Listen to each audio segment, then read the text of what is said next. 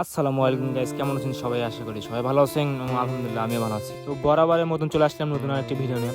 তো আজকে আমরা সারাদিন কী করি সেটা দেখাবো আপনাদের, তো দেখতে থাকুন। তো আমার সাথে প্রথমেই রয়েছে আমার বড় ভাই জুলাস ভাই এবং পিছনে আছে শাওন, যার কথা না বললেই নয়। তো আমরা বেশি কথা না বলে এখান থেকে একটু তেল লোড করলাম, তেল লোড করে এখন আমরা রওনা দেবো যে কোথায় কোথায় যাওয়া যায় আর কি। তো এখান থেকে একটু মোটামুটি তেল লোড করলাম, তেল লোড করে চলে আসলাম আমরা গাড়িতে, আর গাড়ি থেকে রওনা দিলাম যে কোথায় কোথায় আর কি ঘোরা যায় আজকে সারাদিনে। প্রথমে তো আপনারা যারা আমার ভিডিও দেখেন অবশ্যই লাইক কমেন্ট শেয়ার করে পাশে থাকবেন।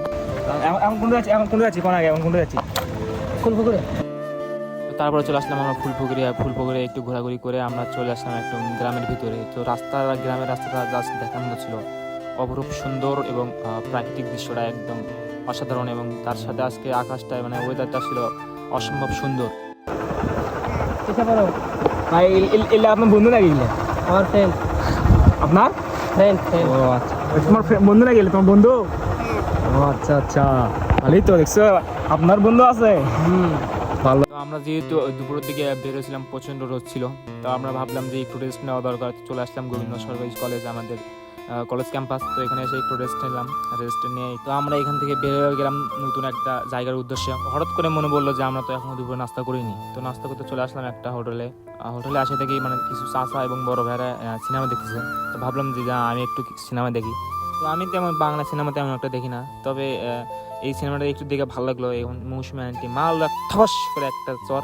তো তারপরে আমরা চলে আসলাম মহিমগঞ্জ আসেই ডাইরেক্ট পেয়ে গেলাম একটা ট্রেনের ভিউ। সো ট্রেনে এই সময়টা আর কি ভিউটা ভালো পাওয়া যায়, তো আমরা আসেই সেই ভিউটা পাই গেলাম। তো এখানে শাওন এবং জুলাজাই বলতেছিল যে আমরা যদি আর হাফ ঘন্টা 1 ঘন্টা আসতাম তাহলে আর একটু ভালো ভিউ মোটামুটি পাইতাম। তো আমি বললাম ভাই কি আর করা, দেখেন আমরা তো ভুল সময় আসছি, তো ব্যাপার না, নেক্সট টাইম আরেকদিন আসবো ইনশাল্লাহ। তো এখানে আমরা যখন গেছিলাম তখনও মোটামুটি একটা ভিউ ভালো ছিল। তো আমি তারপরে শাওনকে বললাম তখন এখানে আসে কিরম লাগতেছে। ভালো, আগামীকাল পরীক্ষা, আজকে তার আগের দিন আছি। হ্যাঁ, ভালোই লাগতেছে, কিন্তু কিছু কিছু একটু টেনশন হচ্ছে। পরীক্ষা টেনশন ভাই। আপনার কিরকম লাগতেছে ভাই? জায়গাটা কিরকম ভাই? অসাধারণ। 10 করে দিবেন।